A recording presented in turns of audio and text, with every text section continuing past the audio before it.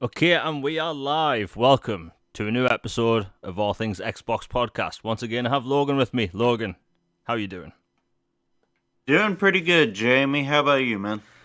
I'm good. The weather's finally settling over here. It's still hot, but we're starting to get some rain. It's amazing. But yeah, we've had a lot of news this past week, and we didn't have a show last week. I was ill. I have the immune system of a tennis racket, apparently. I get I get colds, flus, pretty much everything for like constantly. Yeah, I somehow avoided COVID for 2 years, but I get a common cold every other day. But yeah, other than that, we've had some good news. We've got a lot of stuff to talk about today. Obviously, some big topics, and I want to get this out of the way before we get into any of the topics. The title, is the Xbox Series X Pro needed? The reason I'm wording it like that is because we have so many topics today, big topics, that I kind of need to squeeze everything in. So we're going to be talking about the Xbox Series S and the split screen stuff, Baldur's Gate 3 and the developer reaction to that RPG. We have like 20 topics. So before we get into everything, Logan, have you been playing anything interesting? Yeah, I've been wrapping up my Fear trilogy playthrough. Went through Fear Files. Even though Files isn't canon anymore, I still wanted to experience it and play through it. Fear 2, and I'm wrapping up Fear 3. Then gonna start on Quake 2 remaster. Been, playing some Peggle on the side for some just mindless fun. And a little Power Wash Sim, which is, by the way, getting more content at the end of the month. Another free update. That game is the gift that keeps on giving. How about you, Jimmy? I've actually finished a few games. So Ravenlock, it's a Great game. I want to call it an RPG light, launched in Game Pass. It's very much inspired by Alice in Wonderland. If people like Alice in Wonderland, you have to play it. It's very simple. You can finish it in about 10 to 12 hours, depending on how much side stuff you do. And you can get basically every single achievement in one playthrough. Pretty simple game, but hey, I think it's really good. The other game I finished was The Quarry. Wow, that game was good. It's one of those... Do we even have a genre name for them? Like walking horror games? like, They're like a cinematic horror, yeah, or would probably be the best description I can come up with. yeah, cinematic horror. We'll go with that. Basically, you just make choices, and I loved it. Somehow, everyone survived. Good job. I kind of finished the game and wondering, like, am I going to lose anyone? Nope. I lucked out, apparently. But yeah, very good game. I've also been playing some new stuff. Atlas Fallen. It came out, I think, last Friday. And that game is basically a next-gen Darksiders 2.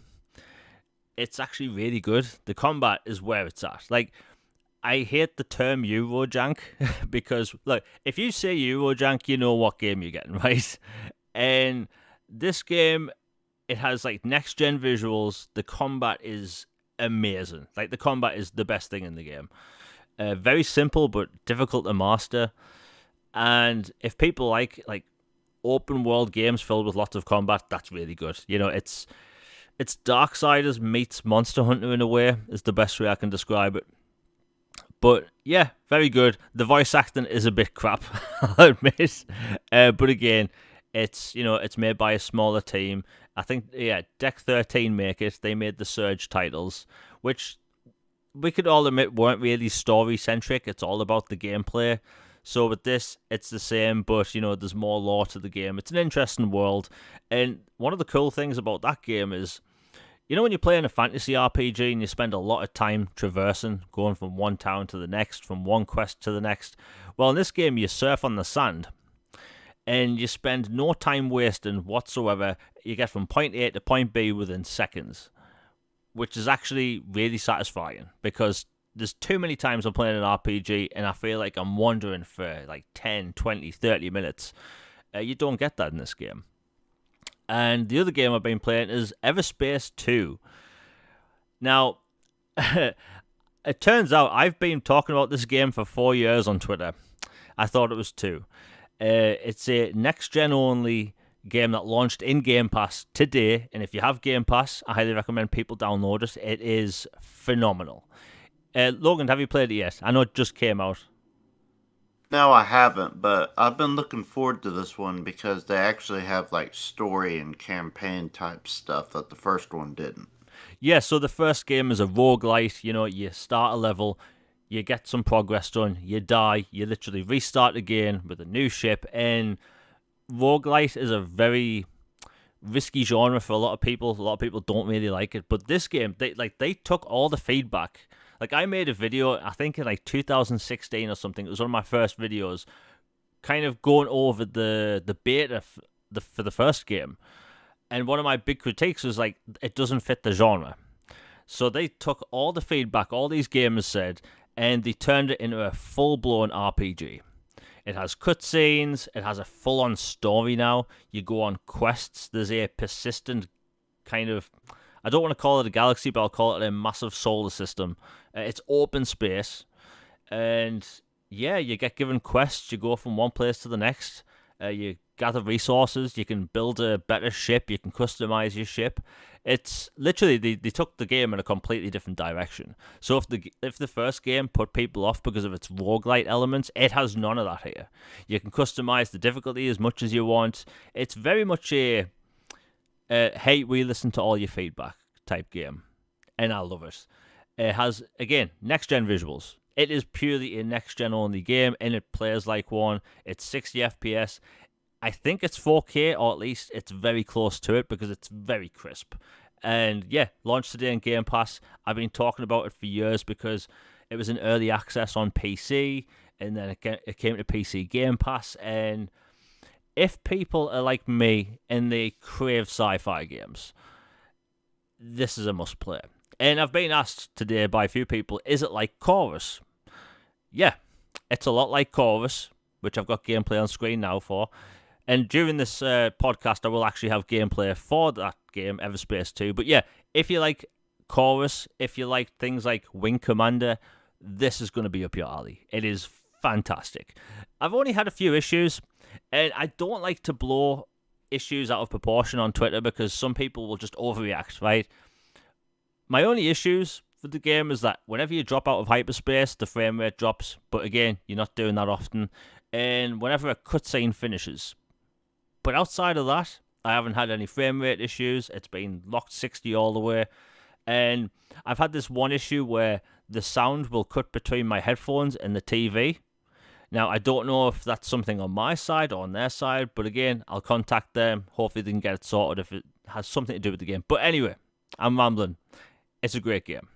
Anyway, we have the first super chat today by Pyro Mad. Thank you very much. He says, congrats on the 4K subs, guys. Thank you very much. Membership soon. Okay, so thank you. You reminded me, actually. I've been growing this channel for... I mean, my first video was in 2013, right? And then I didn't post for like 3 years. And then I posted maybe one video a year. And I wasn't really trying. And in 2019, it was December, it was literally the day after the Series X was announced, I did a hard reset with my channel. I did this thing called effort. You know, if you've been watching my channel for a while, you'll notice that I have proper B-roll now. I get footage from developers and publishers. I make real videos, and I do the top 10 lists, which people evidently like every month. And the feedback's been great. I'm growing the channel. The podcast is obviously growing. I have a lot more content coming weekly, which I've been working on for a long time. Obviously, I mentioned my health has stopped me. Anyway, I'm rambling. Thank you very much for the £2. Memberships, I'm working on it. I want to make sure that there's content there that's worth watching. I want to have extra content there that isn't going to be in the rest of the weekly video lineup type thing.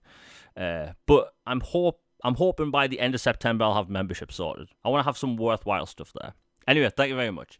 Logan, is anything about Everspace 2 interesting you? Is the RPG thing, like, taking your interest at all?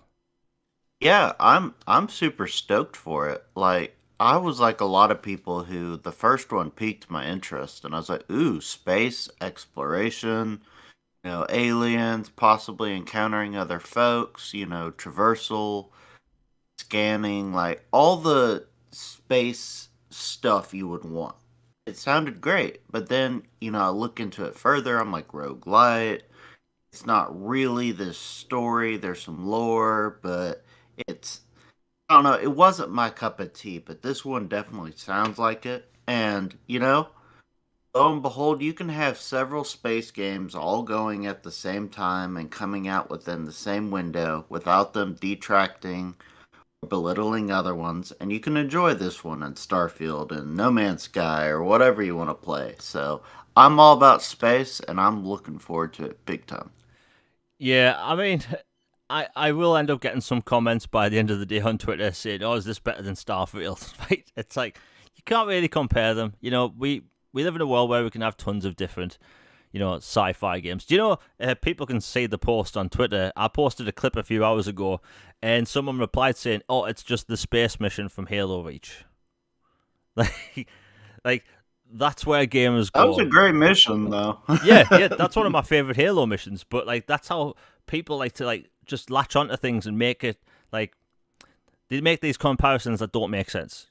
We had space missions in games before Halo Reach. Shocker. We had like I always mention this whenever PlayStation 1 games get brought up, but like there was a game on PlayStation 1 called Colony Wars. That game was amazing. It was ahead of its time, and if that game was made today, it'd probably be a lot like this. Before the show went live, I actually did a mission, and I've got footage on screen right now, where it's just a side mission. You have to fly into an abandoned freighter, remove a power core, and then sort of use your tractor beam to shoot it into a locked area to open a door.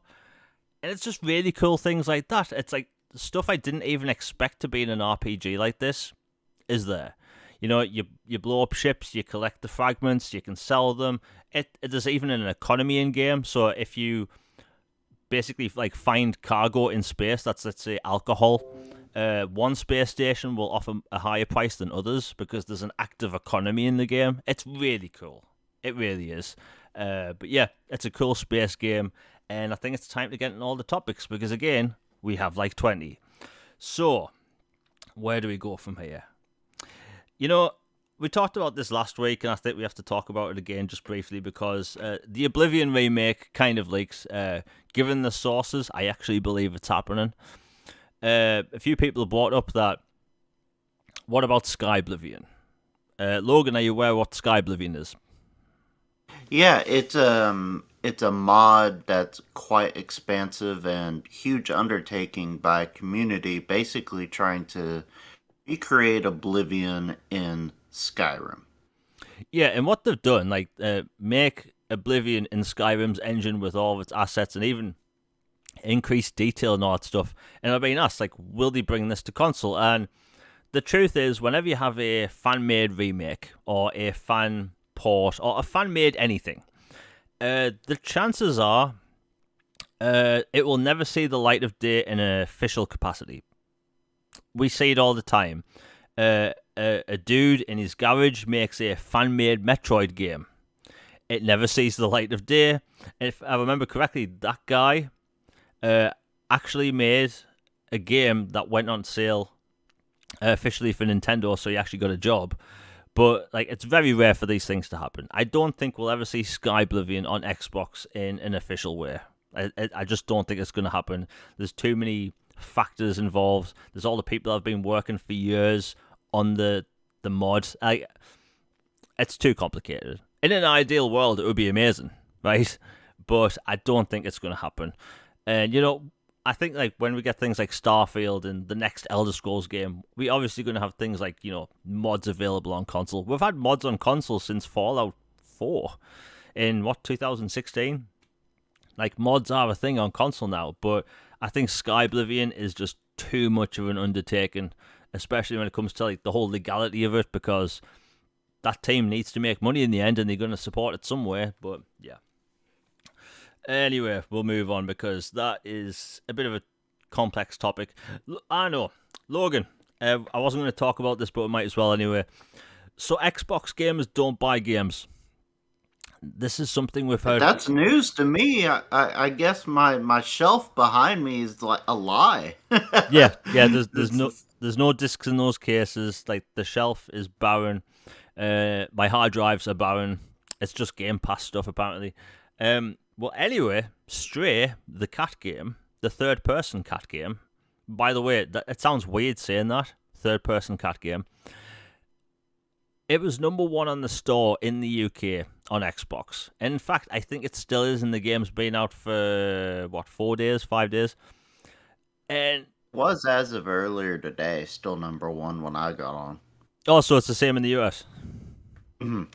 Well, I think that kind of, like, we need to dispel the whole Xbox gamers don't buy games thing, right? We know that, whenever a new game releases, people latch on to UK physical retail sales. And as I've said in the past, those numbers make no sense because retail shops are closing constantly. My city, for instance, hasn't had a video game store in, I want to say 11 years. It might be 10 years. So, like, for a lot of people, we just buy digital now, right? As I've mentioned many times in the past, the Xbox game purchasing experience on Amazon isn't good. You search a game and it just recommends PlayStation copies, right? Even if the game's marketed with Xbox. But anyway, so like Stray, it's I think it's like 10% off or something. It's a very niche game. You play it as a cat, right? And it's number one on the store, right? In a time when FIFA always pops off in sales before the new one comes out. Minecraft is always in the top 10. There's usually a Lego game in the top 10. There's a bunch of Call of Duties in the top 10, which we'll talk about in a bit. But this cat game, this cat platformer, third-person cat platformer, is number one in the UK, where I'm surprised it isn't FIFA at the minute. And that just goes to show Xbox gamers do buy games. That says it all. And hey, Logan, we've heard the whole Xbox gamers don't buy games thing. We've heard this for years now. We only start hearing that when, Game Pass came into the fold. But now, I think that the thing people used to say was Xbox has no games because they had very few first-party studios pumping out not many titles, and now they have a lot of studios. And then they latched onto the whole Xbox gamers don't buy games because they go off physical UK retail numbers, which, again, make no sense. Do you think it's getting to the point, Logan, where they're just trying to make things up to complain? I mean, I think it passed that years ago, like a decade ago, honestly. It's like this whole fanboy existence is like the innermost quantum theory and physics and like relativity and string theory and alternate realities. It's like, how is there no games but they don't, but then they're a monopoly, but then they buy games or they rent games, or but they're old games, or it's like it's constantly shifting and nothing is ever static or stable. Or if it somehow matches something that the other platform does, it's like, oh, but that's different. And it's a constant moving target that is purposely set to never be caught. Yeah.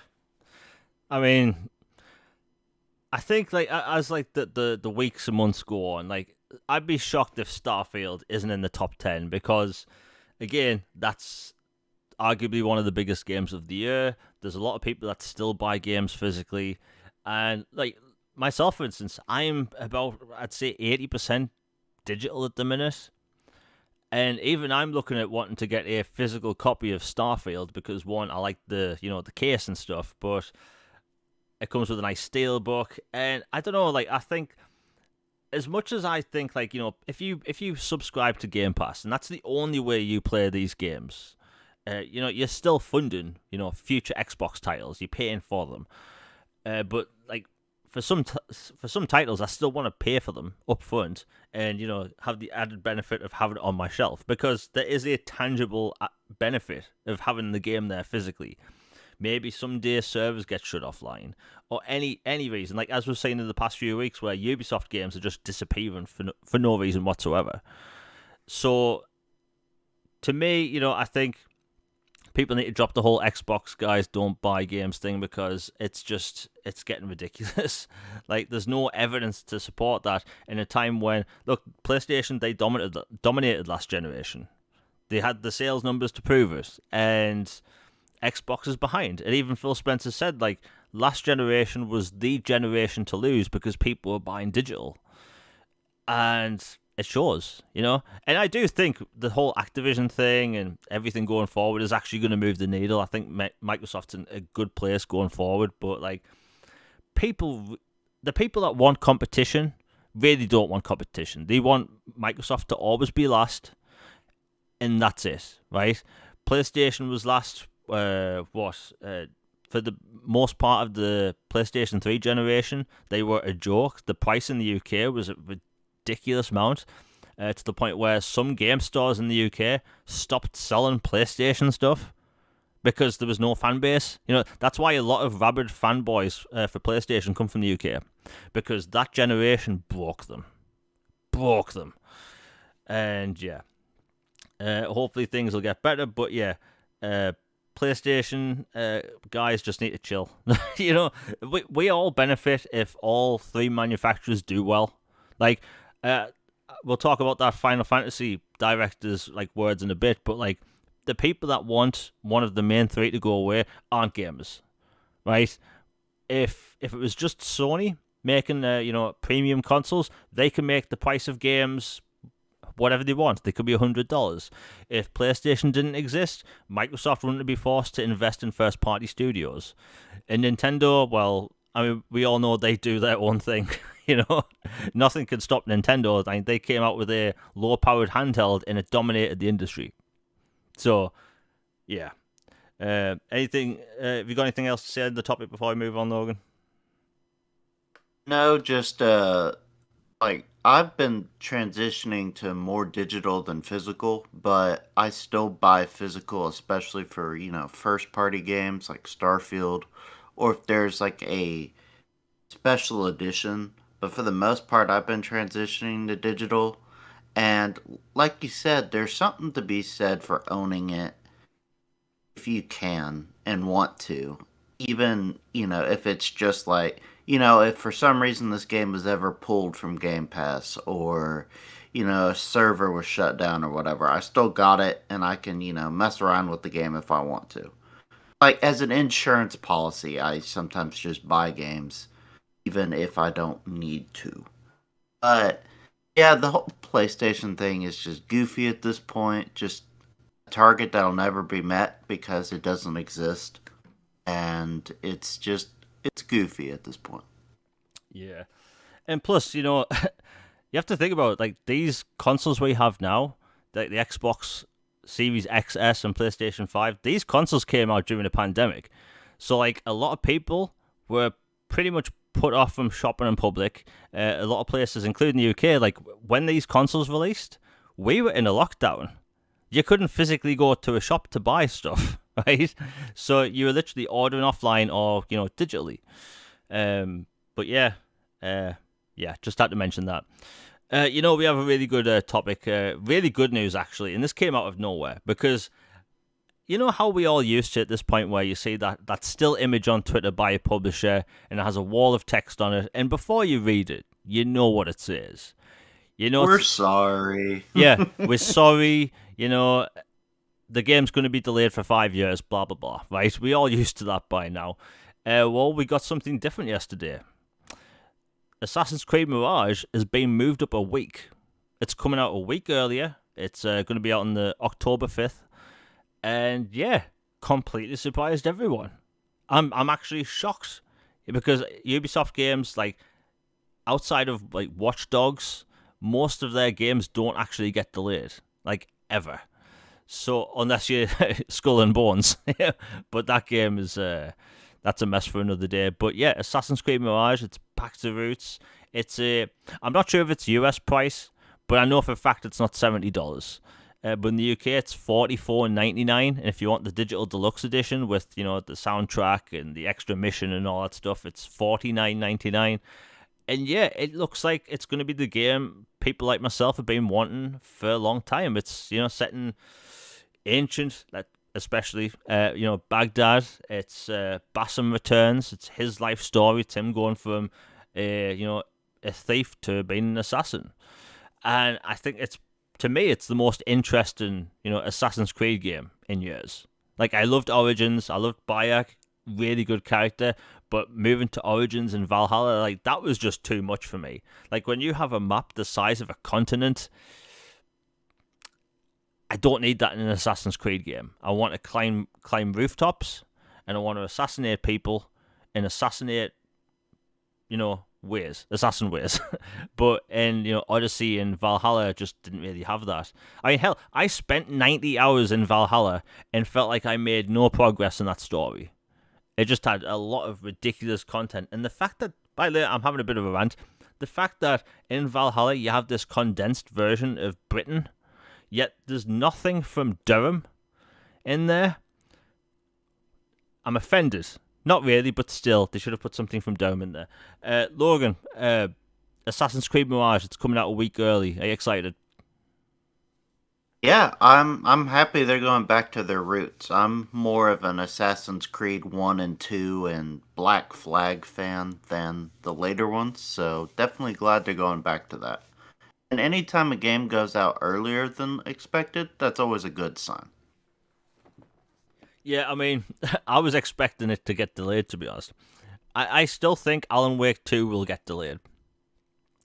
Because October... It's in a brutal time slot. Yeah, it releases just before, literally days before Forza Motorsport and Spider-Man. Now, I don't think any of those games compete with each other, but we've seen in the past with Alan Wake, like, didn't Alan Wake originally launch the exact same day as Red Dead Redemption? It was either the same day or the same week. And that severely hurt that game. Like, I remember, by the way, bit of a tangent, I walked into a game when that came out, right? Red Dead Redemption launch day, and there was a shelf filled with Red Dead Redemption copies, like the entire shelf from ceiling to the floor, red copies, and then there was this tiny little section dedicated to Alan Wake. Now, I got both. I got the collector's edition of Alan Wake. It's in a fake cardboard book type thing. Came with like a making of DVD, really good making of, by the way, and yeah, it didn't do too well. Like, hell, I think if Red Dead Redemption didn't launch that same day, we'd be on, like, Alan Wake 5 or something by now. Like, it would have been a long-running series because, in my opinion, it's one of the best horror games ever made. So, yeah. Assassin's Creed's moved up a week forward. Hell, I cannot wait for it. Again, the game looks good. There is a supernaturally element where you can teleport to enemies you tag to assassinate them quickly, but that's an option. You don't have to do that. So, yeah. I think people are going to enjoy it. And I think it's pretty much the game Assassin's Creed fans have been wanting for a long time. Anyway, we'll move on. Before we go on to the next topic, if people are enjoying the show, we took a week off. It always hurts views because that's how YouTube works. If you're enjoying the show, please like, share, and subscribe. Hit that bell for notifications. It really helps the channel out. Super chats are live if you want to support the channel and all that stuff. Now, we have so many... You know what? Let's talk about Red Dead Redemption. Now, it's sad that we're at a point where whenever there's Rockstar news, it's bad. We're all eagerly waiting. GTA 6, right? Everyone wants GTA 6. If I see that bloody map from GTA 5 one more time, I'm going to cry. I can only take so much of Los Santos. Like, I know that, by the way, I know that game, that map, like the back of my hand. I could pretty much play that game with my eyes closed and know where I'm going. And that's sad, right? And yes, it might have something to do with the fact that I've put about 30,000 hours into it. But I'm sick of that game. I'm sick of that map. We've had that game 3 times, right? I remember back in my day, we got multiple GTAs a generation, right? Do you know what we get for the past 3 generations? One GTA game. 5, baby. Yeah, GTA 5. And I wouldn't be shocked if, by the way, when the next Xbox and the PlayStation 6 come out, is that they do like a celebration edition of GTA 5. Oh my gosh. Don't give them that idea. Like, I refuse to buy the game a 3rd time. Definitely not a 4th. Like, it's Rockstar, they'll do it. Anyway, where am I going with this? So, about 2 years ago, a little while actually after Red Dead Redemption 2 came out. And even I theorized this. It's like, why the hell is half of the map from the first game in the sequel? When I'm not even kidding. Like, Logan, you haven't played Red Dead 2 yet, right? Not the second one, no. Okay, so this isn't a spoiler. So basically the entirety of the US side map from the first game is in the sequel. But I'm not even kidding. You spend a total of 2 minutes there. 2 minutes of one side quest. That's it, right? It's all there. You can visit it, the mines, the old towns, everything. It's there. But there's nothing to do, and it's just there. It exists. It's older. Yeah, and like I always thought, like, there's always been these rumors that they lost the source code for the first game. So wouldn't it make sense that they built this map and they're going to use it as a foundation to do a air quotes remake? And that was the rumor for 2 years, 3 years, even going up till a few weeks ago. And then the rumor came out that it's going to be a remaster. And then we get the news last week. And it's neither. It's neither a remake or a remaster. We aren't that lucky, unfortunately. It's a port. Sorry. As the developer says, and as the head of Take-Two Interactive says, it's a conversion. Right? It is the exact same game you played on 360 and PlayStation 3. Ported over with no added benefits like HDR or 4K as far as I'm aware. And there's no 60 frames. There's no multiplayer. And they're charging $50. $50. That's USD. I don't even dare look at the UK price. And people are livid, angry, shook. And I can't blame them, right? Red Dead Redemption 2 is one of the best games ever made. The first game is one of the best games ever made. And you'd think they'd take, like, that game that sold tens of millions, we're going to put so much care into it. Take-Two literally make millions of dollars every day because of bloody shark cards. And what do we get? A bare bones port. Bare bones. And that is just horrifically sad. That is like, when I saw the port, by the way, and I saw that the word remaster wasn't on the end, I didn't even have to see if Xbox was listed there. Because, Logan, you may have heard me say in the past, and I think people listening have heard me say in the past, as far as I know, Xbox's policy is not to sell direct ports of games already available on the console. That's why we don't have the Force Unleashed port by Aspyr and a bunch of other Star Wars games, because they aren't remasters, they are direct ports. And for the first time ever, I didn't see people complaining on Twitter because we aren't getting it. Because technically, we already have the better deal on Xbox. It's 4K. It has 16 times anisotropic filtering. There's no screen tearing. It has the multiplayer. And as far as I can tell, up until yesterday, you can buy it for like $20 new on Amazon. Like, what the hell? Like, that's the universe we live in. Logan, what's your thought on the whole situation? Because it's a joke, but again, like, it's Take-Two Interactive just messing up. Yeah, it smells like one of those kind of cash grab like things. Like, oh, our fans are suckers. We'll just pull one over on them, and like PlayStation. This is not a massive jab. This is just reality. They have not taken backwards compatibility near as seriously. Nintendo Switch is not backwards compatible unless, you count streaming services, digital, whatever.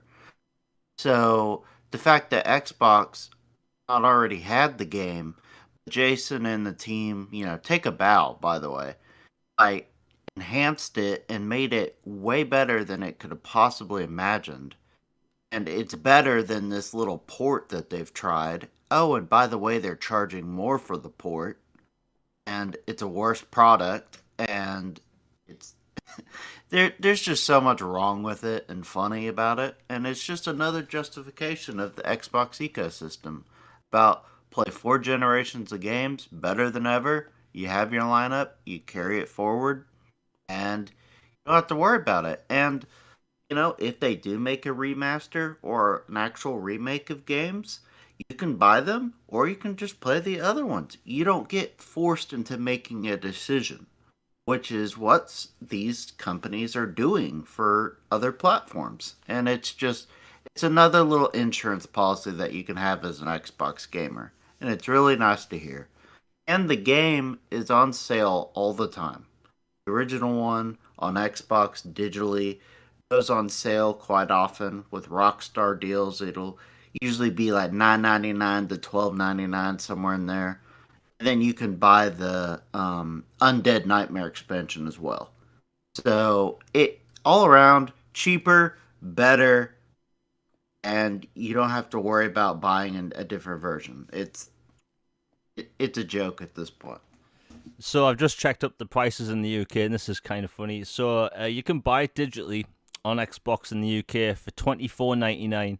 I got it on sale a few months ago for £6. And you can buy it physically, and this is the Game of the Year edition, so you get everything, including the little digital bonuses. That's $36.74. It's gone up in a week because of the announcement, and I'm looking at the next gen version. Sorry, PlayStation 4 version. It's $39.99. And there's no multiplayer. And by the way, the multiplayer servers are still alive. Right? People can play, find other people, and it's all good, right? I highly recommend people fire up Red Dead Redemption 1 and play Free Roam or Team Deathmatch. Like, it's actually really good. Really good. And like even the matchmaking's quick. And if you've got it installed on the SSD, just in general, you have like next to no load screens. Like Red Dead Redemption 1 and 2 are infamous for how long those games take to load. But if it's on the internal SSD, it's like 2 seconds. So, I mean, and here's the thing: this isn't a jab to PlayStation gamers. Like they are getting ripped off. They are absolutely getting ripped off. PlayStation should have invested in backwards compatibility years ago. And by the way, I've been saving this particular thing for everyone in chat and everyone that's going to listen later. So every now and then I post a reply I get on Twitter, and I post an image and say something, and then there's some random replies. It's always something dumb. I've saved this one particular thing for this podcast. So after it was announced, I did, the post I would normally do.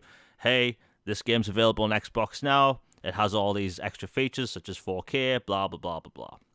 Anyway, I get this reply by this account called Sony Pony, and it says, "This is BS. How the market leader is getting treated. I'm going to boycott every Rockstar game from now on." Like, okay, a bit of a clown, but I don't understand. Like, PlayStation should have invested in BC, right? We enjoy, like, people will say, oh, you're playing old games and that stuff, but we don't have to pay $50 or 40 bloody pounds for a game that came out 13 years ago with less features. If anything, the only reason it would make sense to buy this is if you're primarily a Nintendo gamer and you want to play it on the go. In fact, I think it's going to be a really cool game for people to play portably, but if you buy the PlayStation version, like, it doesn't make sense. You're getting ripped off. You're literally getting ripped off. And it's kind of sad because Rockstar have always been known as like one of the best in the business, and their games they make are amazing. But isn't it sad that it's a bit of a coincidence that the second they start selling shark cards, the quality of everything else went down? Red Dead Redemption 2 was already in development when GTA 5 came out. But L.A. Noire, the remaster, nobody really talks about it, but it's a terrible port. It's 4K, it has HDR, but they changed the choices, and they, like, rather than have full sentences or, like, phrases, it's just, like, single words, like, oh, you want to be angry or, dismissive. And it's just, they ruined the gameplay for me. And, the GTA trilogy, we all saw what happened with that. They gave it to some mobile port studio. They, quote-unquote, remade them in Unreal Engine 4, and they arguably look worse in a lot of ways. They used AI upscaling for text, so some signs are spelled completely wrong, And it's like, it's almost as if it's almost as if if it isn't a big AAA new game, they just don't care. And this past week, people have told me on Xbox, like, they've went out and bought it digitally just in case Rockstar delists the game. Because that wouldn't surprise me, They delist the game. I mean, that's smart. Yeah. Technically, business-wise, it is smart. They delist the game. They can announce the port for Xbox, release it in October with the rest of the physical editions. But it's just sad. Red Dead Redemption 1, masterpiece. Red Dead Redemption 2, even better. Like, Red Dead Redemption 2 has so many different, gameplay elements that it just made people froth at the mouth of what they could do with a remake of the first game. Like, players John Marston have ability to, go hunting properly and fishing and more interactions with characters. And even though that would have been a lot of effort, they would have been guaranteed tens of millions of sales. But they didn't. They went with a straight up port, and it's lazy. And I hate saying I hate saying lazy developers, because they aren't lazy. But it's Take-Two basically shelling out for cheap. It's just awful, and I don't like seeing people get ripped off. So if you want to get this, probably just get the Switch version, because again, you're going to be able to play it portably. But yeah, I mean, it's just stupid. It's a port, no 60 frames. It's literally a port of the 360 game, just with different logos in the corner. Oof. It's sad to see how Rockstars became the joke that they are. And the thing is, all this will be forgotten when GTA 6 comes out next year. Like, that's going to happen. Because, in their financials, it's going to release before March 2025. And we all know that Rockstar is not going to launch a new GTA, after Christmas. They're going to launch it, I'm predicting, September next year. It'll release September next year. Everyone will lose their minds, buy it, and more shark cards. Anyway, we'll move on because that actually made me angry. Logan, so we've been talking about backwards compatibility and how pro consumer it is, and something kind of cool and interesting happened in July. So the Call of Duty games have been backwards compatible for years. For years now, people have been able to play them without any issue. But the multiplayer servers have been a mess and barely worked, filled with hackers and all this stuff. Well, in July, Microsoft fixed them. Somehow they did their BC work and fixed the servers. Activision didn't have to do anything.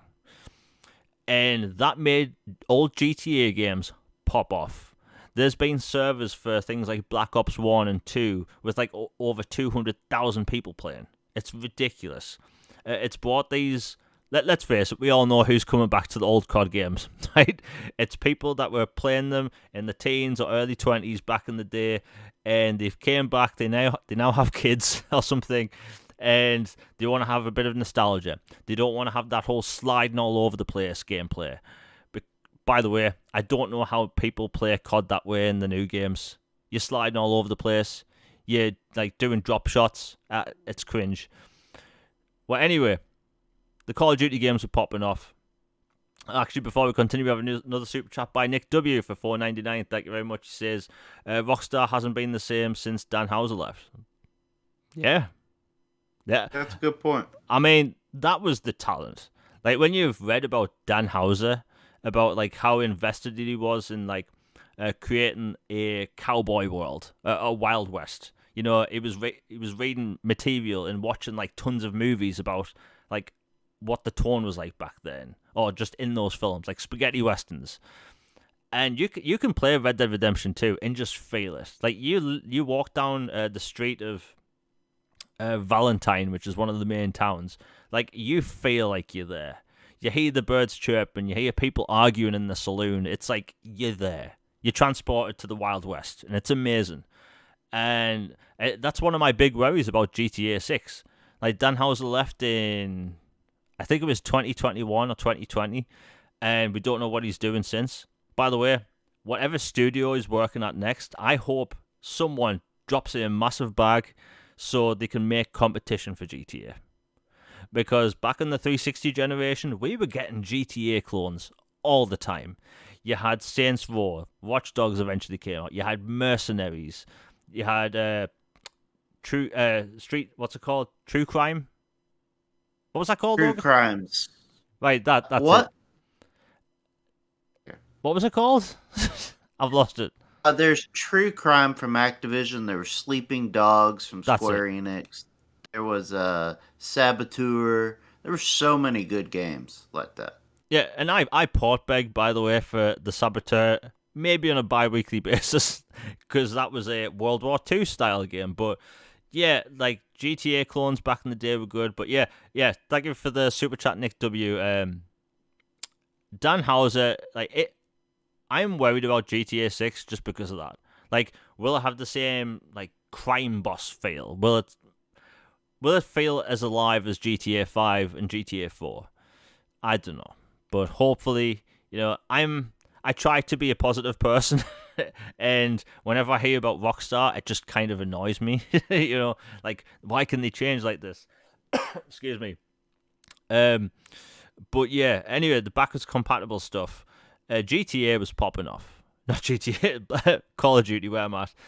Anyway, so Black Ops came out in 2010, Black Ops 2 came out in 2012.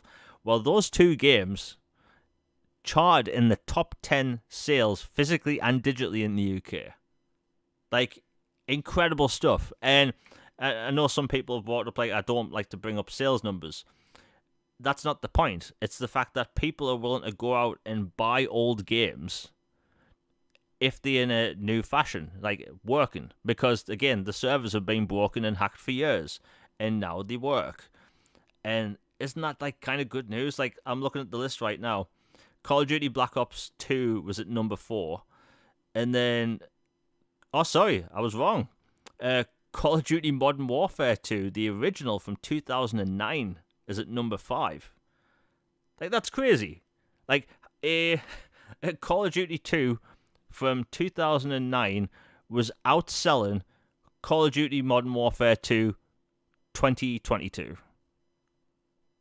Like, I try not to swear on the channel, but that's batshit crazy. Like, that shouldn't be happening. But the older CODs, they're fun, they play better. And by the way, the menu in new Call of Duty games is absolutely atrocious. I don't even know where to find certain things in the new menu. Do you know what the menu was for old COD games? Campaign, multiplayer, co-op. That's it. Options. Yeah, that was it. And now it's just a mess. And the user experience is just better. Remember in old Call of Duty games, it would tell you how many players are in each lobby and each game type? Like, that was cool. And now with the new COD games, you don't know what you're getting. People are sliding all over the place. People are like, isn't Nicki Minaj like one of the characters you can play as in the new COD? Yes, and Snoop Dogg and all these people, yeah. Like, Snoop Dogg, I kind of get because he does play Call of Duty, but like Nicki Minaj, I just don't get. Like, there's people dressed as cats. Like, I don't understand the demographic they're going for. But yeah, anyway, Call of Duty's been popping off the old ones, and it's been cool to see, and it proves that backwards compatibility will push sales. And I've whined about this enough. Microsoft needs to talk about backwards compatibility when they advertise their bloody consoles. Like Logan, you have to admit it's a bit weird how they have arguably the best Call of Duties on their console, and it's not even listed in the adverts. It's not like, hey, the Xbox Series X and S is whatever price, and then they do like a flashcard of old 360 games. Like, hey, you can play these games, and some of them are in 4K, but no, there's no mention. Oh yeah, Homelander. Homelander is in Call of Duty. By the way, I think that's cool. I'll admit, I've been tempted to get the Homelander thing, but I stick by it. I'm not buying microtransactions ever. Anyway, where am I going? Oh yeah, Call of Duty. Look, I think people will say, "Lol, old games. You don't buy a new console to play old games," and this is where it never makes sense. So you telling me that I have to support new games, I have to buy my games, but you don't want me to replay them? that's the dumbest thing ever. Like, and people have been posting me like clips of them playing like old Call of Duty games. Like, people are having fun again, and old COD. The campaigns back then were amazing. I don't know. Like, I think it just goes to show that Microsoft needs to advertise the bloody feature, because if people notice on Twitter, I've been posting clips of BC games basically on a daily basis for the past month. There's people that reply to my posts that had no idea those games were backwards compatible. That's the failing of epic proportions on Xbox's part. Yeah, and I've been talking about it since 2020. Since I've been talking about it on the channel since the before the podcast started. Like, Microsoft does not advertise backwards compatibility, and it blows my mind. Like, why not? They could do like a sizzle reel of like all the big games you can play. Dead Space 2.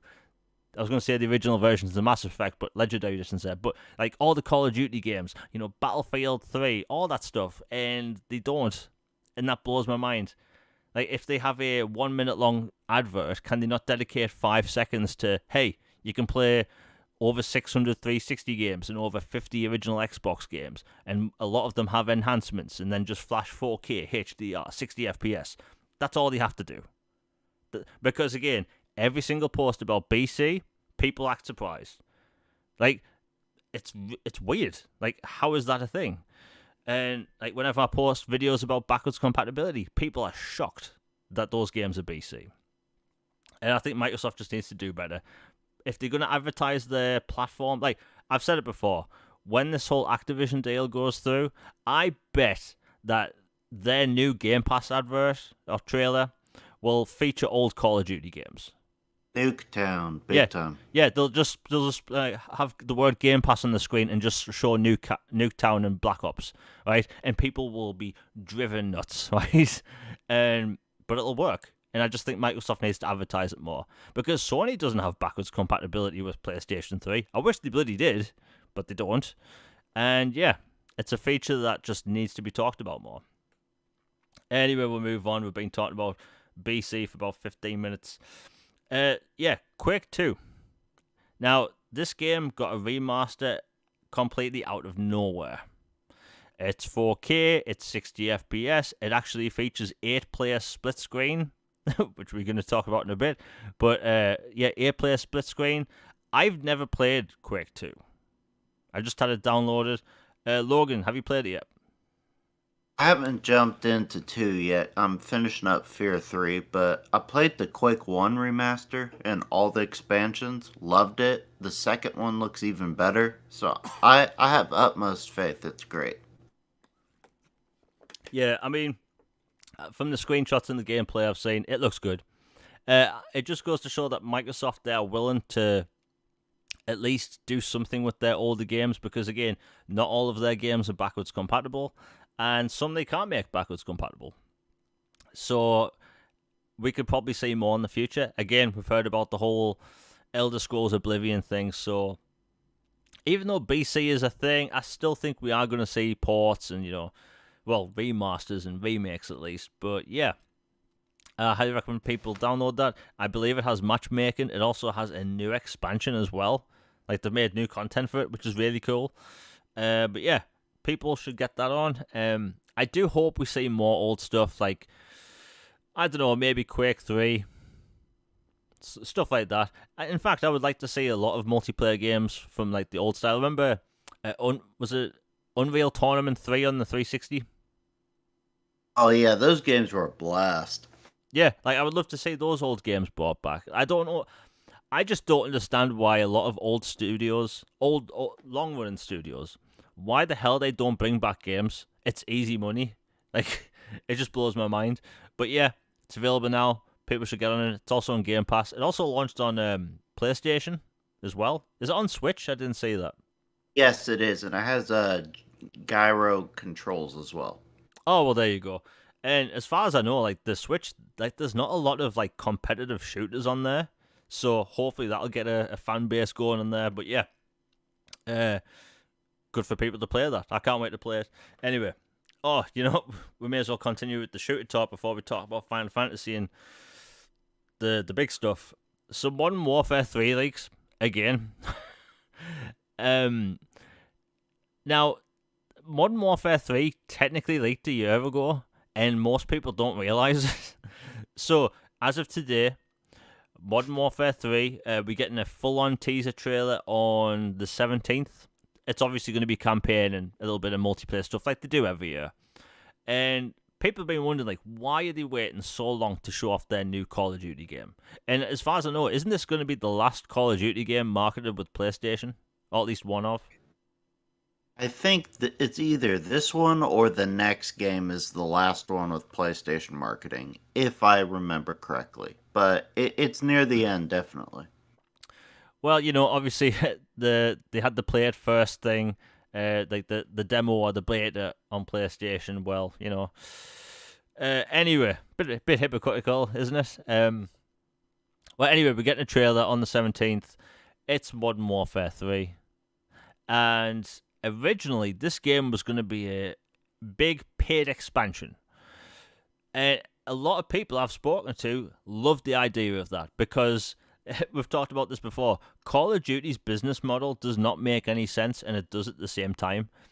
You buy a Call of Duty game, you get invested with your microtransactions and your battle pass, and then you spend all year playing it after spending all that money, and then the next October happens and you drop it all for a new Call of Duty game with a new battle pass and nothing carrying over, right? It doesn't make any sense, but it works because people buy it.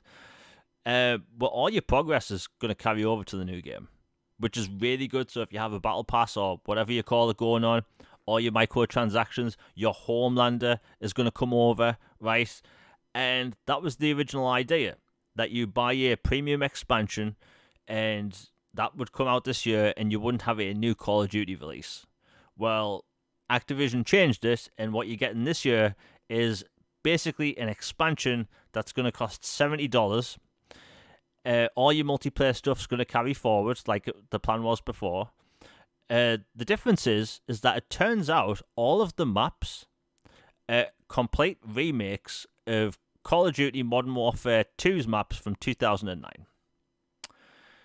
Now, before I let Logan speak about this, I'll say this. I love Modern Warfare 2 2009. I think it has some of the most iconic multiplayer maps of all time, including Rust. I'm okay with it, right? I'm 100% okay. I just don't know how it'll work with that movement speed. But, Logan, what do you think of the whole Modern Warfare 3 being essentially a £70 paid-for expansion, and it's multiplayer maps from 2009? I mean, when you put it that way, it sounds awful. Yeah, but yeah, it does. But the idea of a big story expansion that comes with some of my all-time favorite Call of Duty maps from Modern Warfare 2, completely redone, respect. And, the story is really good. I assume this one will be as well. I get it.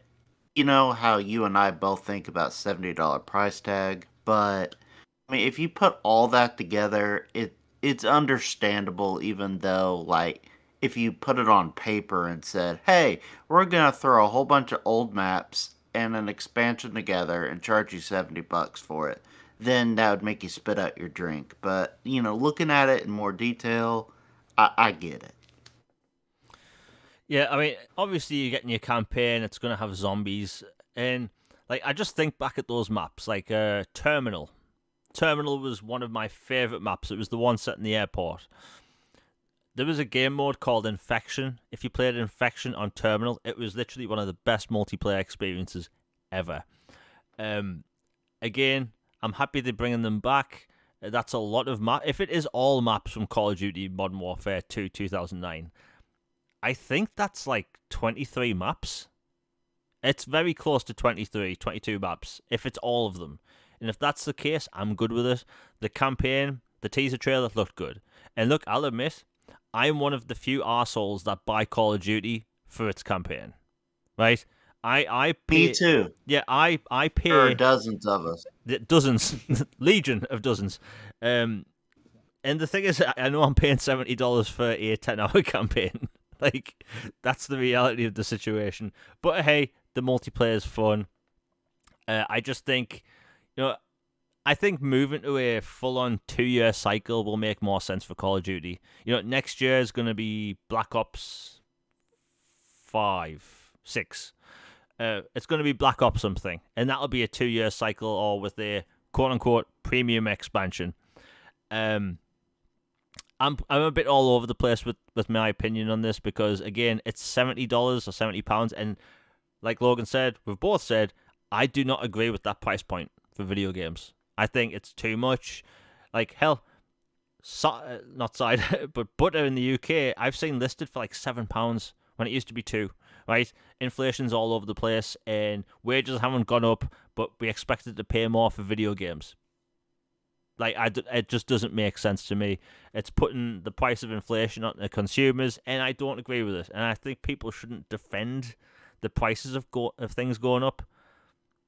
And I've seen developers defend it, but I mean, that's a topic for another day. But hey, Modern Warfare 3 leaks. We find out soon.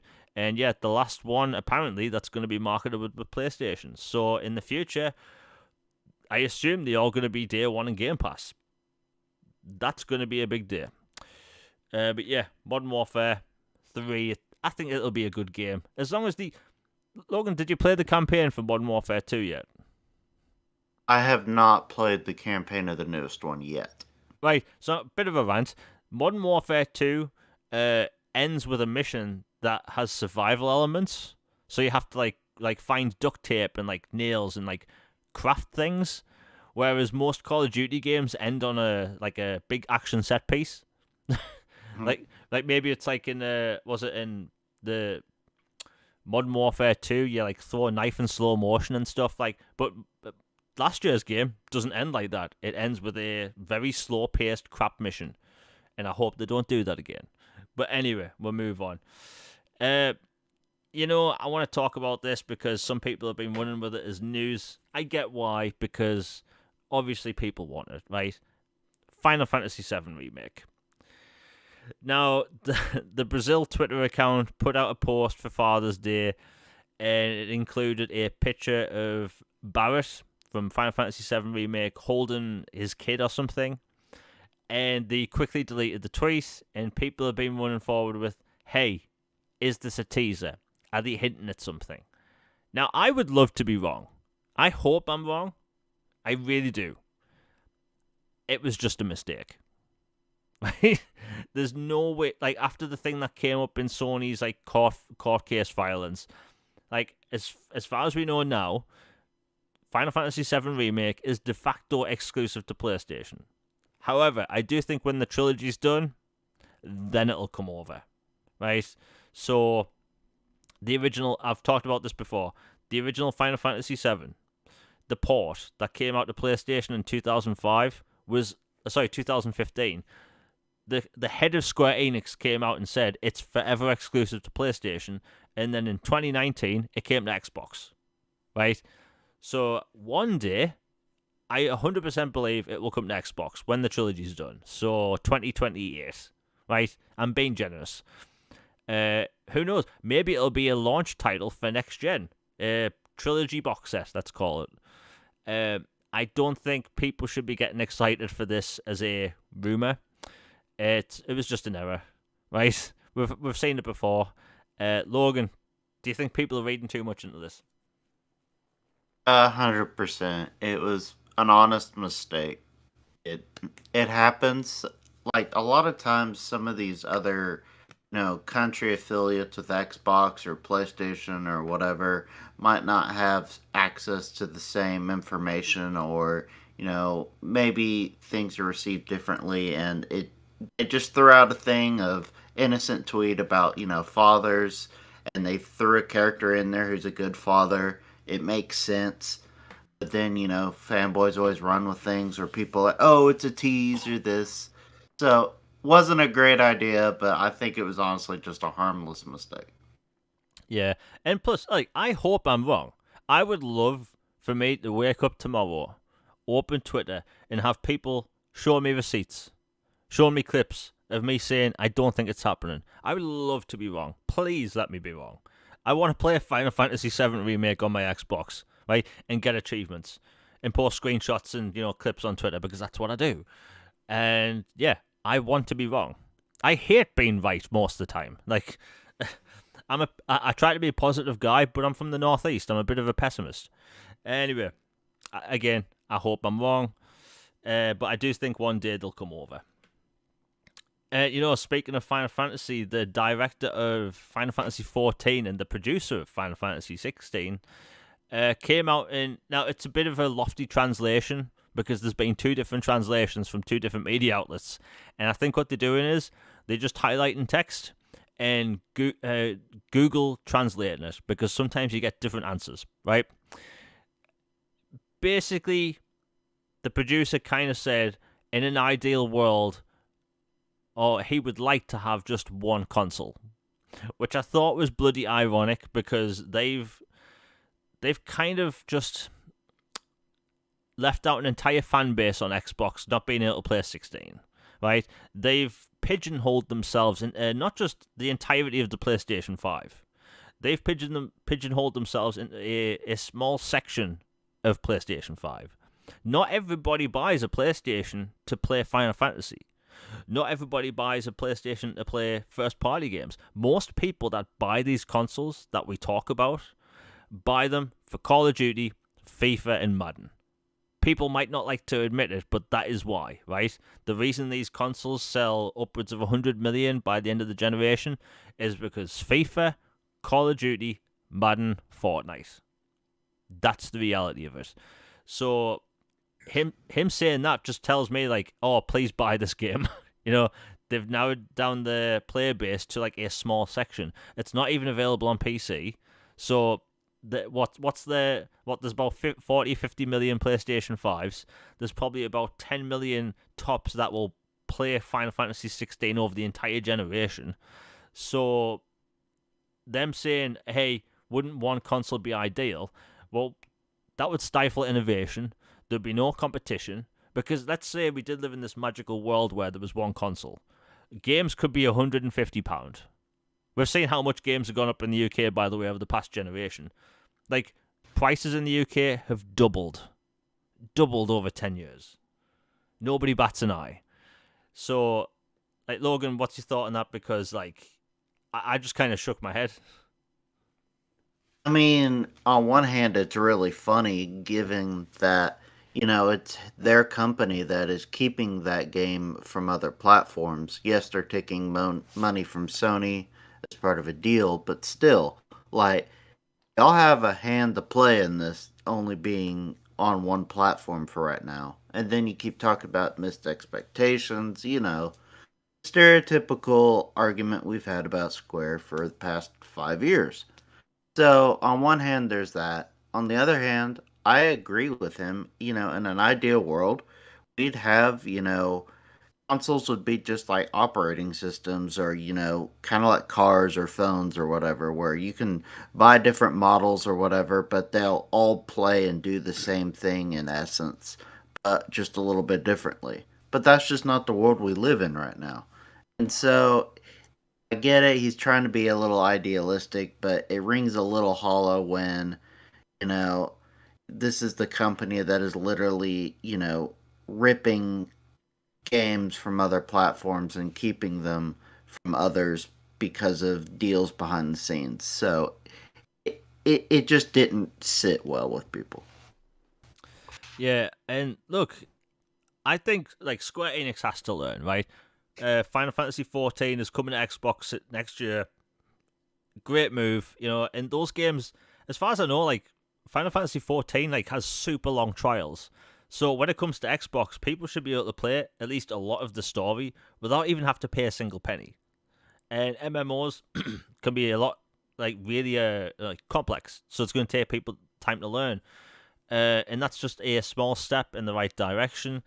But they just need, like, they aren't owned by Sony, right? But people act like they are.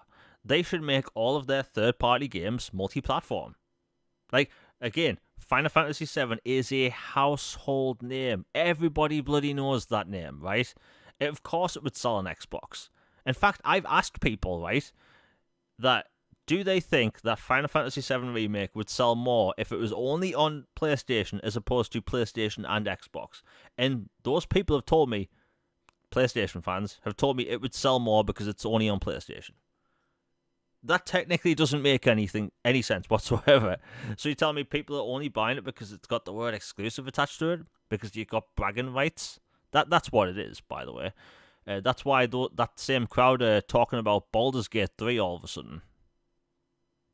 Isn't that weird? None of that crowd's been talking about Baldur's Gate 3 for months or years. They haven't been talking about that genre, but now, because it's de facto, quote-unquote, exclusive, which we're going to talk about in a bit. But yeah, it's just a stupid situation, and Square Enix, they just need to get better. I posed a question the other day on Twitter. Do people want Kingdom Hearts 4 to come to Xbox?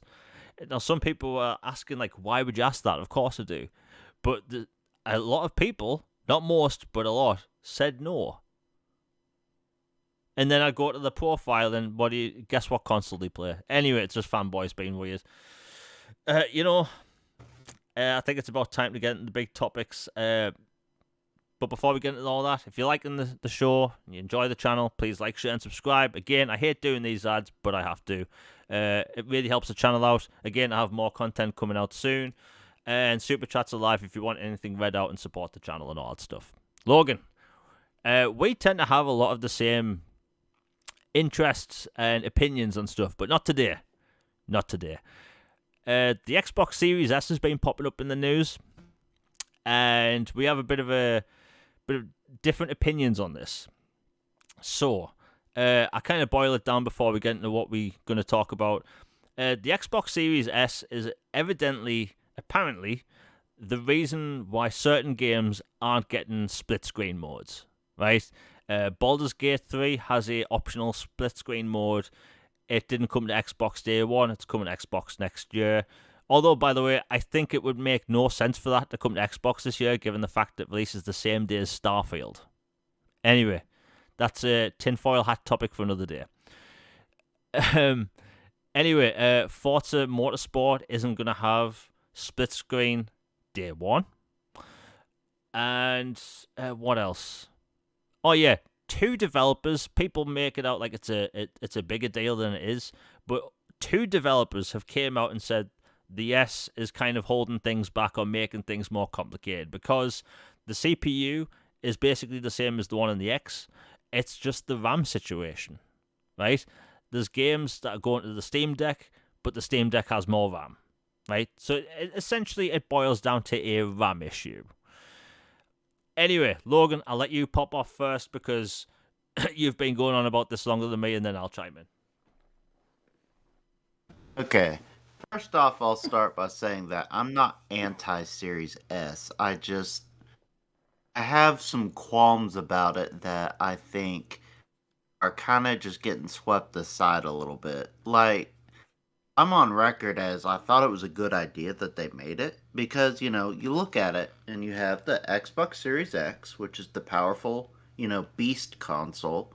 You got disk drive, it's got all the features, everything for the hardcore gamer or someone who wants the pristine, top-of-the-line experience.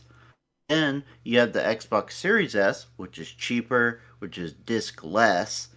It's, just a nice entry console into next gen for those who either don't have the TVs for the Series X or, space requirements, or they're on a budget, or they're just I need a Game Pass machine. I really just don't care how powerful or great it looks. I just want to be able to play them. The Series S fits that to a T. It makes a lot of sense. My thing is when it starts causing problems for the Series X and games start getting held like Baldur's Gate, which, it might just be a recent high profile example, but, it is a high profile example. And then split screen. I know anytime I post something about split screen, I get comments about like what you get when you post about playing old games or would you like this or this? It's like, oh, nobody does this. This isn't 1995 or, some bullcrap like that. Well, you know what? There are people who do use split screen. And the idea that, you get comments like, why don't you just buy another console to play? I'm like, okay, hold up. You want me to spend $300 to $500 on another console just so I can play with someone else in my own house? Like, what kind of sense does that make? Come on. Um, just, I know split screen is not the major thing in the world, but the fact that there are series that were known for it, like Halo, where it is suddenly poof gone, even after it was promised that it would be there.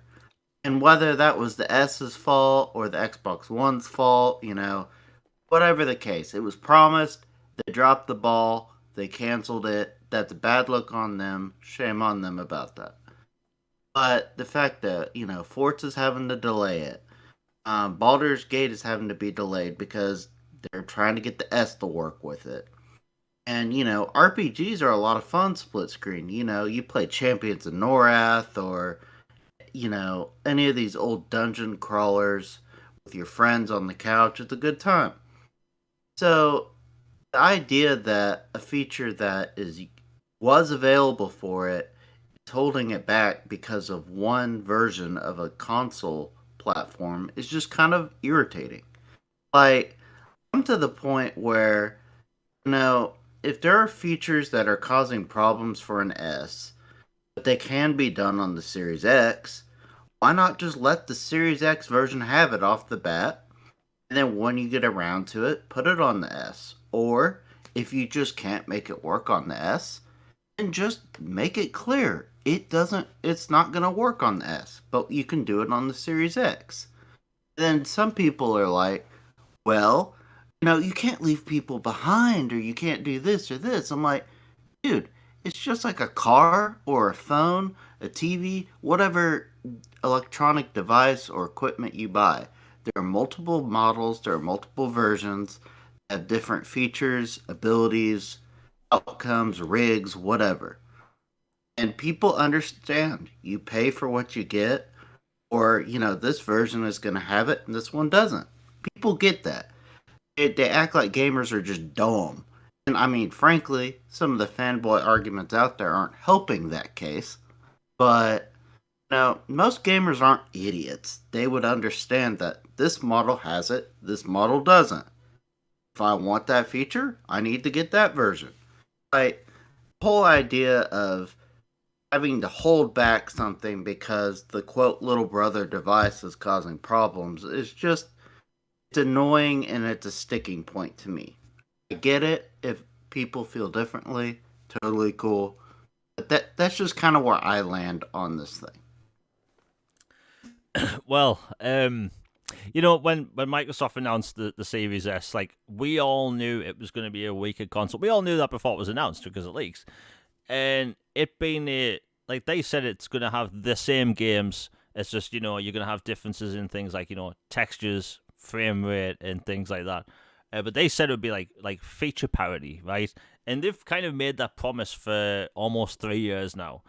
And I think that if, let's say, I'll just use Forza as an example.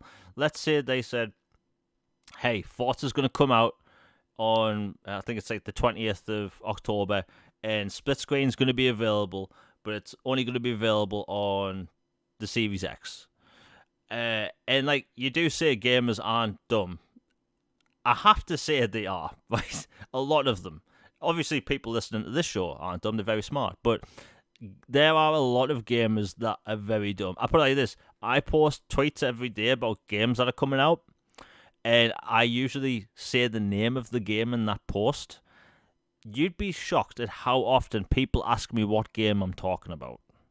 Even sometimes I could use a hashtag like Assassin's Creed Mirage or something, and people be asking me, what game is that? It's like I bloody mentioned it, But like I think like there are a lot of gamers that are tech savvy, they know what they're talking about.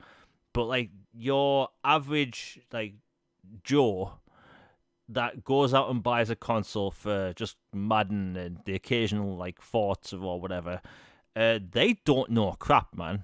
They didn't know games were backwards compatible. If a game isn't feature parity with the other console, they're going to be confused. People are going to whine about it on Twitter. There'll be articles brought up by IGN because gamers are confused by the Xbox Series S. Like, hell, when the Xbox Series S was announced, people were running with the narrative that it's confusing because it exists, you know? And I agree that maybe the S having, what was it, 10 gigabytes of RAM, like, that is obviously causing the issue. We all know that's the main issue. But I think them rolling that back would be detrimental to the people that have already got that, console. Because, again, they advertise both consoles, like, next to each other. Hey, you can play the same games, right? Because there's a lot of developers now, when they announce a game, they just write Xbox Series X in the corner. But they mean both. And today, people still ask me if the game is even available on the S.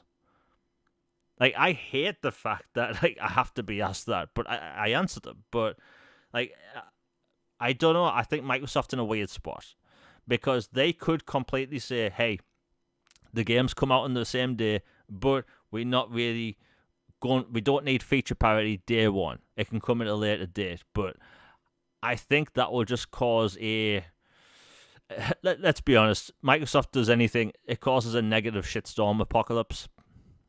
like that happens a lot. And I don't know, like, everyone in chat, are you up for feature parity for day one being removed? Because, actually, type of one, if you want feature parity. Because, personally, like, the whole element split screen doesn't affect me, right? I don't think I've used split screen since 2002, and that might have been Halo. So, like, I'll admit it doesn't affect me, right? The whole split screen thing, but there's obviously a lot of people it does, considering the fact they have to bring it up.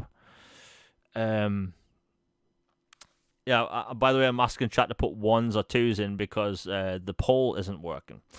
But yeah, like, I get your point, Logan. Like, you do use split screen, but Logan, do you not think, like, Microsoft would be putting like, they'd just be confusing the situation more if they did remove feature parity?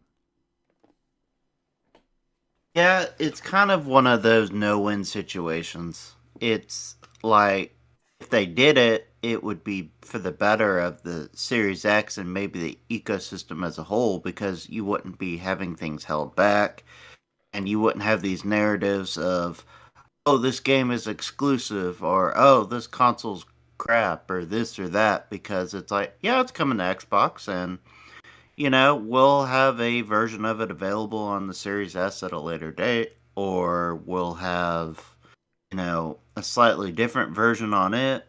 Like, to me, like, I get it, and I totally get your point. Like, I was trying to give the benefit of the doubt a little bit, but yes, there are a lot of gamer stuff that is like, come on, man, like, you can't really think that. Or, but, for casuals that are for the Madden or the COD or FIFA or Fortnite or whatever, maybe they are less tech savvy. And, the whole parity versus non parity would be confusing to them.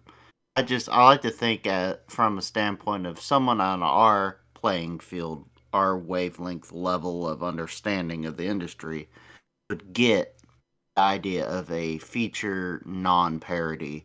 If, you buy this phone versus this phone, this one is a higher model and it has, this kind of camera compared to this one has this kind of camera. Or this one has this much memory, this one has that much memory. Or, like the screen or whatever. You get what I'm saying? Like, I think ideally they could do it, but I think realistically they probably just can't.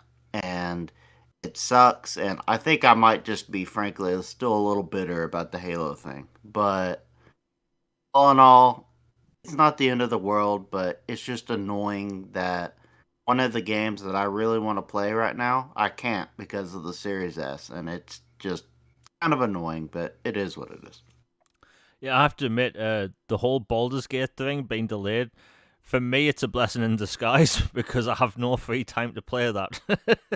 It's like I've got Starfield coming out, I've got a bunch of games I'm trying to hurry through.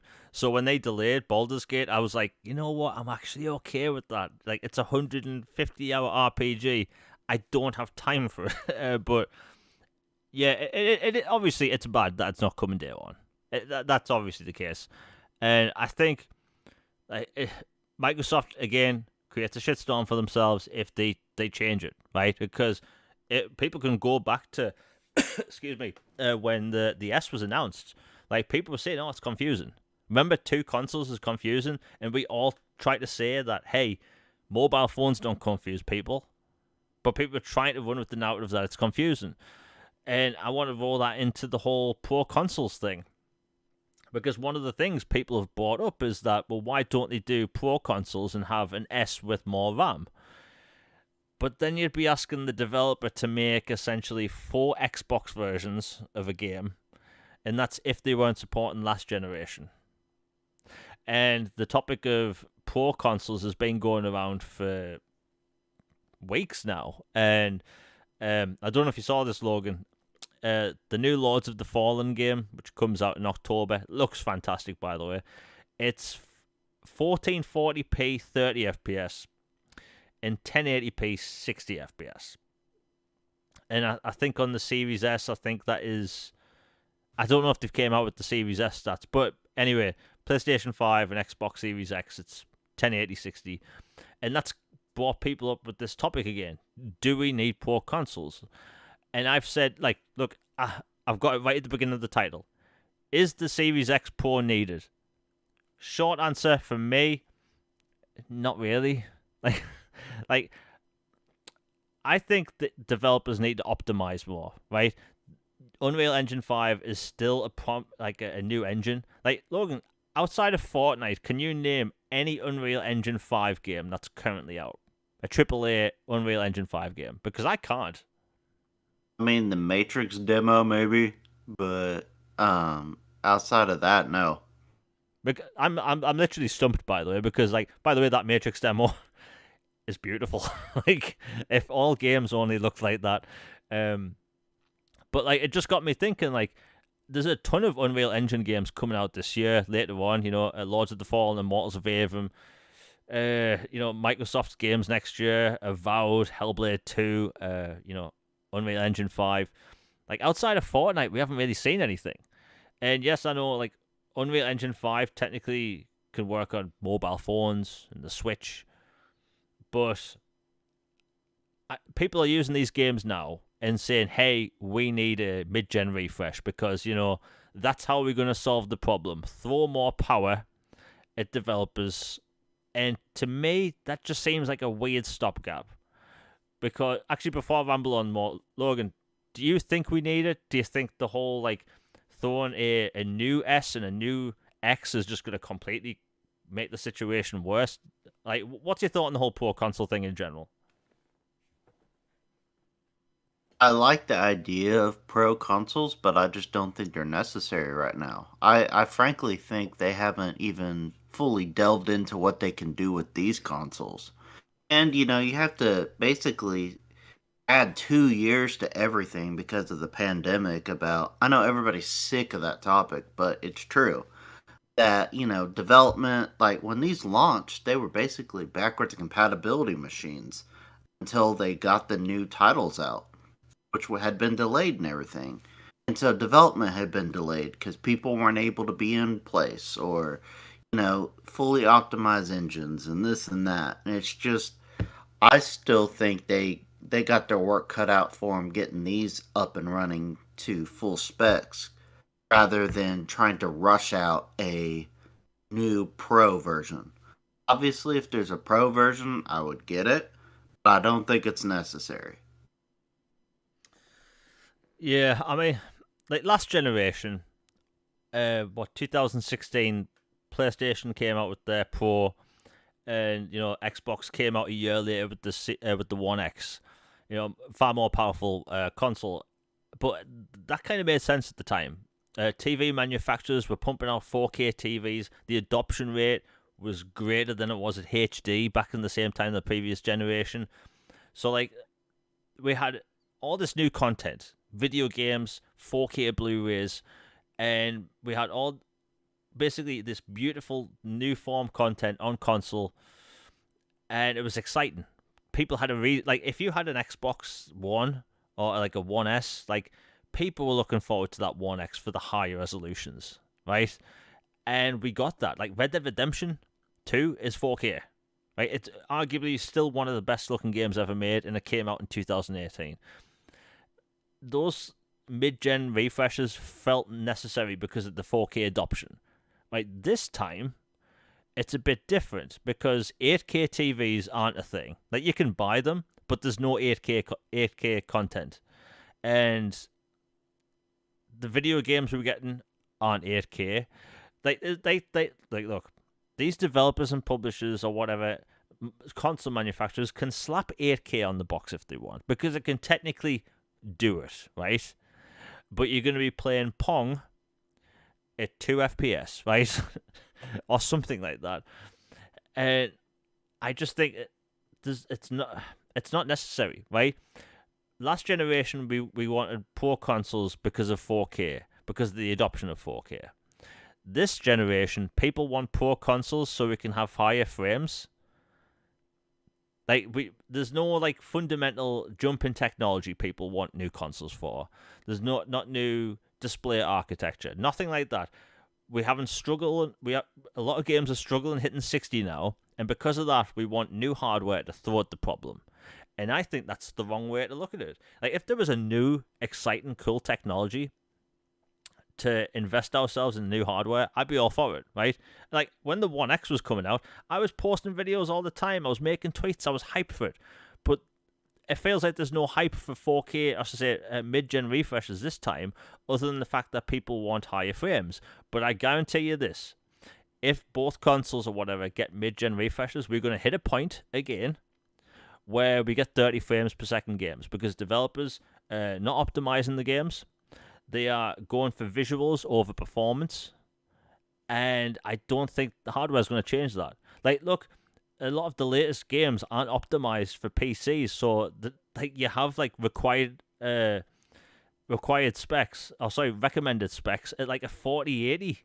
Like, and if the game's not optimized, it has bugs, and it makes no sense. Like if let's say Microsoft or Sony came out tomorrow and said, "Hey," and I've talked about this in the past, if there's like sort of image AI upscaling, right? I'd say that would be worth it, right? I've been talking about that technology since before these consoles even came about. If there was AI image upscaling, I would say that's 100% for it. I'm not talking about DLSS, by the way. I'm talking about like where the AI has access to an image and you get increased detail. So like if you play the original Final Fantasy VII on PC, if you have a powerful graphics card and you get the right software, it will actually create 1080p fully detailed environments, even though back then you had, I think it was like 180p pre-rendered screenshots essentially as backgrounds. And I think that's cool technology. Consoles don't have access to that technology yet. And like, as much as a shiny new console is really cool and that, we just exited a pandemic where we were stuck in the house for 2 years, where all these games were getting delayed, and all of a sudden, oh, what's this? We're going to throw more hardware at a problem that we didn't have for 2 years. Like, isn't that weird how 2020 to 2021, nearly everything across the board was 60. Across the board. 2021 to 2022, across the board, 60. Isn't that amazing? And then in October of last year, you get Gotham Knights and A Plague Tale Requiem, 30, right? So out of that 2 years of magical 60 frames games, right? We get those two games, and then the topic of pro consoles comes up. Like, Logan, do you not think that's a bit weird that the second we got two 30 FPS games, people were panicking? Yeah, it's all about the moment for people, and gamers are no exception. And it's, it's what have you done for me lately? And it's oh, well, Redfall is 30 FPS or Starfield's going to be 30 FPS. Take into context, obviously, different style games, different experiences, yada, yada, yada. And then Arkham Knights, I remember that being 30 FPS was a big deal for some. Like, just because a few games come out 30 FPS doesn't mean all of a sudden these consoles are underpowered. It just means that for whatever reason, whatever circumstances, these developers put out a 30 FPS game. Doesn't mean that the systems are cooked or we obviously need new hardware now. It just means that we gotta adapt and people need to come up with better ways to utilize this hardware. I think it's still nowhere near where it can be, this hardware, for development. You remember when the Xbox One, the VHS Xbox One that weighs like 50 pounds, and the PS4 came out. Those things were basically glorified 360s and PS3s. They were not like a next gen leap at all. They were just a slightly tweaked version. Eventually, well, by the time we got the Xbox One X and PS4 Pro, you're like, okay, we're here. This is next gen feeling. And it took forever for them to get to that point. I just don't think it's necessary at all. And it's really funny when the PlayStation 5, Slim has leaked, that it's like maybe you took 2 pounds off kind of slim. It's not a PlayStation 5 slim. And it's like, come on, what are we doing here? Yeah, you mentioned last generation. You have a good point because the consoles we got in 2013. Oh no, we have another super chat by Nick W. Thank you very much for the 199. He says we don't need a PlayStation 5 Pro or a Series X Pro. I 100% agree. It's not necessary, and like what Logan just said, the consoles we got in 2013 were mid-gen PCs from 2010, right? The seventh generation was way too long. There was the economy collapsed basically, right? I don't know if people remember that, but it was a mess back then. Bad. Yeah, it was pretty bad. And so Microsoft extended the console life cycle with the Kinect, and PlayStation did the same with PlayStation Move, right? And that's how they did it. We had a long generation. We used to have generations that were like 4 or 5 years long. And what happened during that 360 generation? Developers took the same hardware, and over that entire generation, you take something like Oblivion, which looks awful, and you compare it to Skyrim, which came out at the end of the generation, and it looks like it's on a different piece of hardware. Why was that? It's because developers got used to the hardware, they were making better games, and remember, we were still getting 60 FPS games on the PS3 and the Xbox 360, whereas early in the generation, we're still getting that, but with worse graphics. So the Xbox One, like you said, the Xbox One, in the PlayStation 4, we can all admit, launch day, yes, Rise Son of Rome looked good. Yes, Killzone Shadowfall looked good. But those consoles weren't that impressive. They weren't. We paid for hype. We paid for old hardware. The CPUs on those consoles at the time were still old. So that's why there was excitement about the One X and the Pro. But this generation, it's just throwing a band-aid at an issue that doesn't exist. And again, thank you for the 199, Nick W. But he has a point. We get 2 games last year that were 30 FPS, and people are in panicking. But why is that? It's because developers aren't optimizing their games. They aren't. And honestly, do you know what I think a big issue is? I think it's that on the 360 generation, the 7th gen, developers couldn't make realistic-looking graphics, so they made interesting art styles. Gears of War 2, Gears of War in general, right? Beautiful games for the time, but they didn't look realistic. They always aimed for these more characterized, beefy looking characters, sort of larger than life, right? Uncharted on the PlayStation at launch looked very good, but it wasn't realistic. It's because back then developers knew that they couldn't get realistic graphics out of the hardware, so they made a good-looking game in particular art styles. You fast forward to the Xbox One and PlayStation 4, developers were aiming to make realistic looking graphics, character models with more polygons than ever. And what happened? In my opinion, PlayStation 4 and Xbox One games will age worse than 360 generation games. Because they were trying to make characters and worlds look more realistic than ever. And that's bled over into this generation where they're pushing for realistic graphics in so many games rather than aiming for art styles. And like you look at all these interesting games coming up, right? A lot of them have this same realistic Unreal Engine 5 look. And by the way, I think Unreal Engine 5 is going to do wonders for visuals and stuff. But like all these games look the same. And when all these developers are aiming to push these realistic looking graphics, obviously we're going to get 30 FPS. Like, does that surprise people that these games now look better than ever and obviously performance is tanking? Like, that shouldn't surprise anyone. And yeah, I just don't think the PlayStation... Like, again, if they come out with reasons for these consoles to exist, and rather than say... Like look, Microsoft and Sony, last generation, promised 4K. They promised better visuals with 4K, right? And they did that. Xbox more than PlayStation because the PlayStation 4 Pro was a lot weaker. But regardless, they were aiming for 4K visuals, and they did that. Well, what are they going to sell you on this generation? Like Logan, what do you think they're actually going to market the Pro consoles as? They can't say, hey, now real 4K. What are they going to say? Oh, you more 60 FPS games. Like, how the hell do you market that?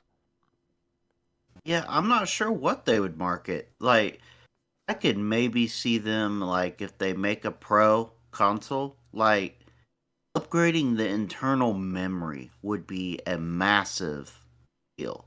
Like, if they actually gave you huge amount of memory from the start, plus the FPS, higher frame rates, and then maybe if they could revamp some of the external storage stuff, or like storage is the biggest issue I still have with this console, this generation, because my Xbox One X, I could have 2 terabytes of storage on this special edition console or whatever, and then I could have 2 external drives hooked in with like 4 or 2 terabytes each on them, and it's like, man, I'm covered.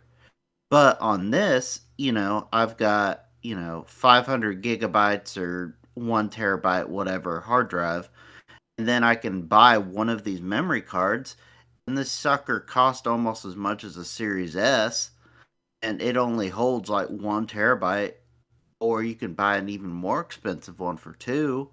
And then I can use an external hard drive, but it'll only work for backwards games. It won't work for the current gen. And so I think if they make a Pro console, I think memory would be one of the biggest driving points if they could really do something with that.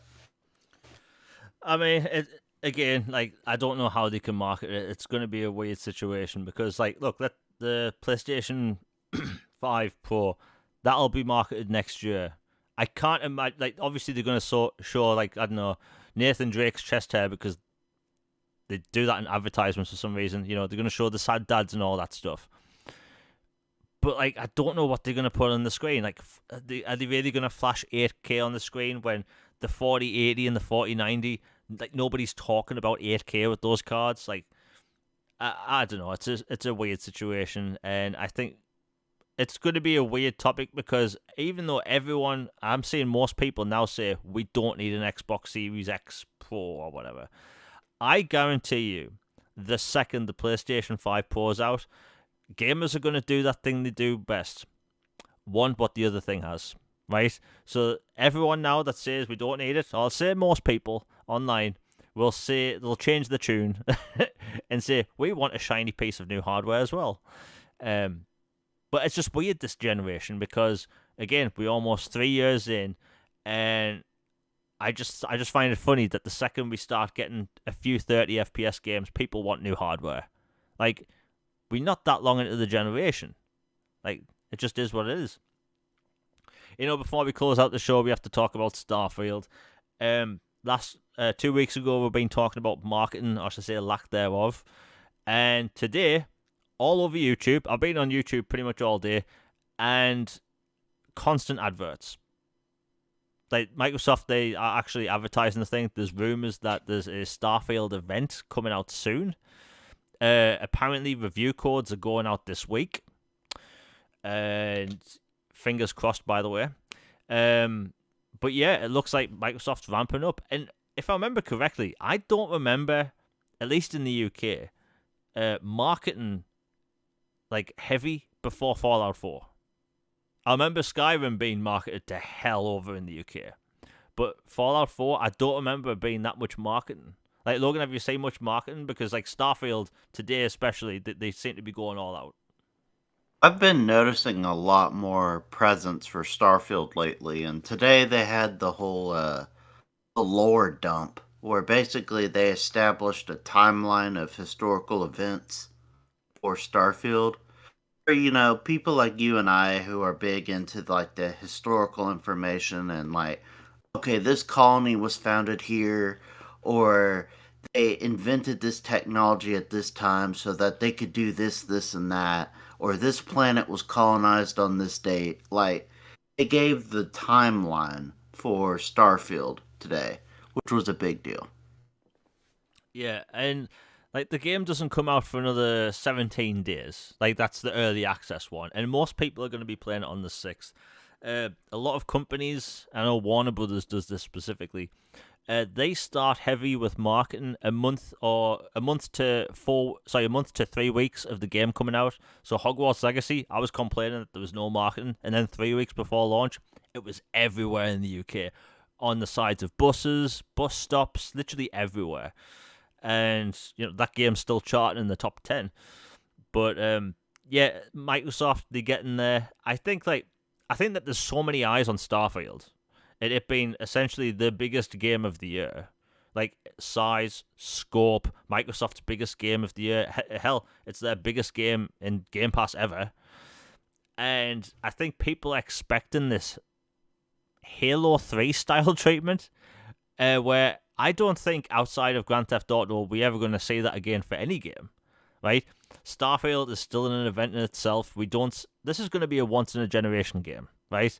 We aren't going to see an RPG on this scale till Elder Scrolls 6, and again, that's still going to be a smaller game. So I think people need to calm down. Again, YouTube ads are big. I never use television, by the way. I pay for Sky, that's satellite TV for the Americans, and I don't use it. I use YouTube, Netflix, Disney Plus, right? Sky's just sitting there gathering dust and essentially wasting money. But I don't see TV adverts because I never use TV. But for YouTube, it's been all over the place. I'm seeing banners on websites. So like Microsoft, they advertise, and remember, Microsoft and all these other companies, they do focus testing for where people are actually going to see these ads.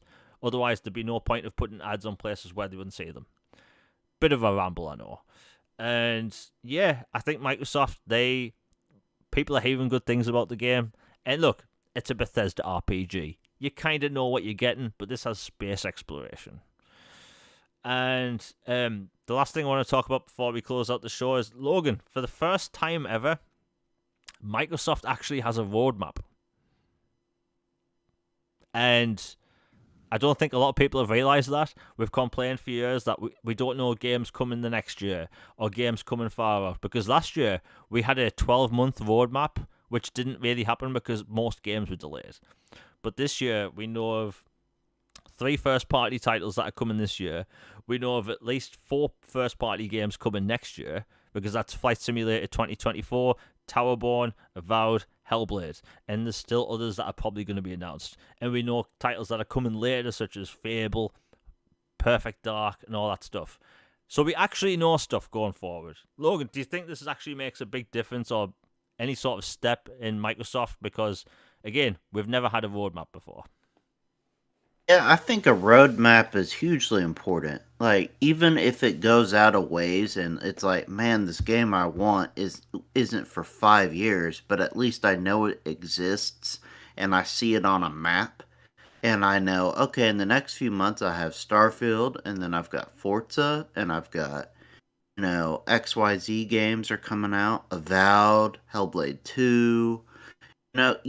It's like, I know Marvel's kind of not the best, light right now, but you always give them credit. Like, they have always had a really big roadmap, and people can see it's like, okay, this film's connected to this one, and it comes out at this time. It's part of this phase, yada, yada, yada. Star Wars started doing that with their series as well, other companies. So I'm glad that they're finally doing it and we have a regular cadence coming and it's not a whole bunch of why won't you say anything like you're holding back information or what's going on. Like the whole Xbox has no games, part of that came from Xbox didn't bloody give any information for ages. So now they're finally more upfront about stuff and it's good. Yeah, it's good to see. And I wasn't. I think we will leave the IGN thing for next week. Because there's some stuff going on which I want to talk about more. But yeah, Logan, have you got anything else to say before we close out the show? No, I'm just so ready for Starfield, man. Yeah, I mean, again, the game comes out very soon. I think people should be excited because again, the roadmap looks good. I do think things like Clockwork Revolution will come out next year. It's just Microsoft has to nail the timing. Anyway, that's it for today's video. I should say podcast. I've been recording too much. My mind's all over the place. Anyway, everyone in chat's been awesome. Been some bit back and forth, I see. But hey, it's the best chat. Not really much arguing. Everyone's always good. And again, we'll be back at the same time next week. I will say this. I am waiting on a possible review copy of something. I don't know if I can talk about it. Obviously, I'll be able to talk about that in the next show. But I will be having a video about Starfield dropping between now and the next podcast because some stupid company from Brazil has been copyright claiming people's videos that are about Starfield and Clockwork Revolution. It's been happening for a month now. Anyway, video coming out between now and Tuesday. Hope people tune in. The link to last week's video is in the description down below. And yeah, we'll be back next week. Peace, everybody.